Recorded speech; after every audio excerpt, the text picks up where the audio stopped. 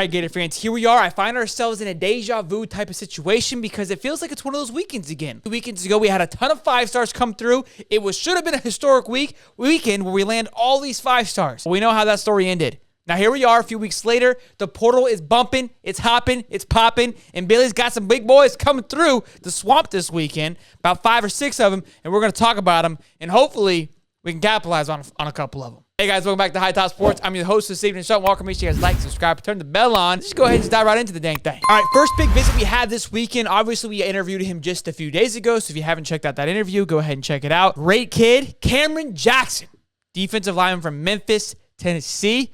The man is an absolute stud. Great attitude, great energy coming in. He's excited to be a Gator. We're excited to have him. He has arrived there today, Friday, and is already meeting the fans, taking photos with them, so it's absolutely stoked to have him. In addition to Caleb Banks from Louisville, who's already signed with us as well, so great stuff to have him aboard. He adds into what I'm starting to see now, a defensive line that's looking pretty healthy. It's looking thick. It's starting to have some veteran. It's starting to have some youth to it. Really excited for that defensive line, but obviously we know we've got some linebacker depth we've got to fix up and some offensive linemen, so let's go ahead and dive into that now. We've got 2 O-linemen visiting this weekend. Number 1 from Baylor, Micah Mazuka, I believe is how you pronounce his last name. I'm probably butchering that. I'll learn it if he becomes a Gator. Again, right now they've got him pegged for, I believe, Nebraska and somewhere else, but it looks like he's a 97% according to On3 to Nebraska, but he is visiting. Maybe Billy could get into his ear. Again, I have been preaching this from the beginning with 2 offensive line coaches. With the success that we had on O-line last year, how can we not land one of these big boys to come through here? So that is going to be a big pool. I believe he ranks top 10, maybe top 15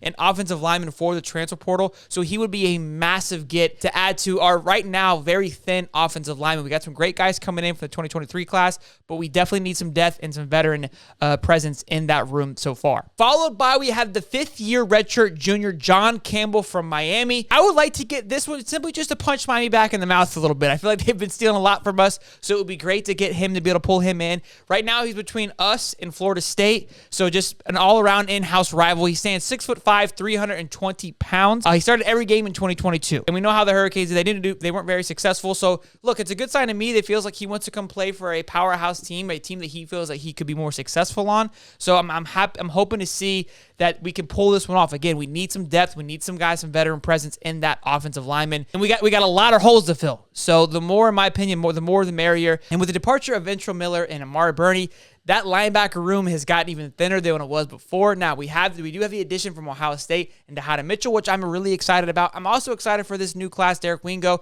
as well as Shamar James. Those guys will be stepping up and hopefully can have some impact right away. But again, it's young and it's thin, so we need to add some more depth. Deuce Spurlock, Michigan linebacker, 6'2", 220 pounds.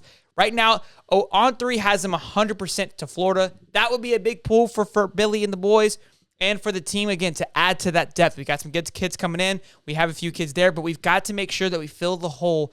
And again, trying to fill the shoes of Ventrell Miller is not going to be easy. It's going to take 2 or 3 guys to fill that veteran presence and just his athletic ability. Amari Burney, he had a great senior season, in my opinion. I know there was a lot of flack going into the season that he's been there forever, but he did show out, so he will be missed. But hopefully with these additions, we can get the ball rolling. And I feel these guys that are coming in are hopefully more than likely going to be bought into the Billy way. More guys we have is one from South Carolina. It's Gilbert Edmond. He is an edge, but right now they've got him pegged to go to Florida State. He was visiting Florida State on Wednesday. He is now obviously at the Swamp this weekend, but right now he's pegged 100% to go to Florida State. Could we pull a massive swing and pull this off? Again, that would be a huge addition to that line of what's already there. If we are able to pull this off, that defensive line I would be very confident in, and just the sheer size, the veteranness in the room, it would look really good if we could pull this off. But as of now, according to On3, it looks like that's not going to happen. But look, this is what Billy came in for recruiting. I feel like he might have a little more success in the portal outside of recruiting because the kids coming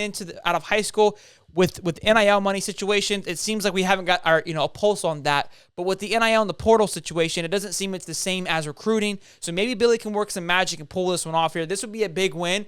And again, I think Billy has a lot to live up to because of the big swing and the miss a few weeks back when we had all those 5 stars in. he needs to capitalize on this weekend right now. And last, we have defensive back from Baylor, Al Wycott. He finished third in the Big 12 with interceptions last year. We obviously lost Avery Helm this past season, who did commit to the TCU Horned Frogs. So again, another spot that needs some love, so definitely could use some depth and possibly even a starter. We've got some studs coming in at quarterback, defensive back, and safety for this 2023 class. But it is a very young class, so how that's going to transition right away in year one, we're not quite sure yet. But this, again, could be an historic weekend for the Florida Gators and Billy and the boys. And Billy's got to lock this one in. A lot of people are starting to criticize and critique. He's starting to get the ball rolling in the portal, which is exciting to see. It felt like things were quiet. We only have, I believe, until January 18th until the portal closes. That's 45 days from December 5th, which, again, puts a close to the portal. So I'd imagine things start heating up here in the next week. They've got to, because they're running out of time. So it feels good to get – it feels like one of those last visits coming up to the end. So we'll see. Make sure you guys like, subscribe, turn the bell on. If anything changes or happens, we've got a big commit coming up tomorrow. Caden Jones, I believe. Offensive line, he will be committing after his All-American game tomorrow at 1 o'clock. So we will be live for that, as well as TJ Capers, who is a top. He's not committing to Florida, but he's down to his top 8. Again, a big pull for there. So we'll be live for that. So make sure you guys tune in, turn the bell on for that, and we'll see you guys in the next one. Peace.